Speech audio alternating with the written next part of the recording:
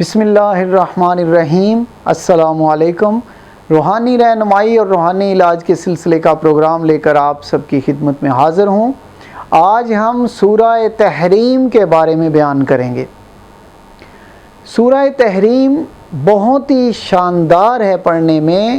اگر کسی کا کوئی دشمن ہو، مخالف ہو، اسے تنگ کرتا ہو، ایذا پہنچاتا ہو، یا پھر اگر کوئی بہت ہی قرض دار ہو، تو ان دونوں مسئلوں میں 21 مرتبہ آپ سورہ تحریم پڑھیں گے۔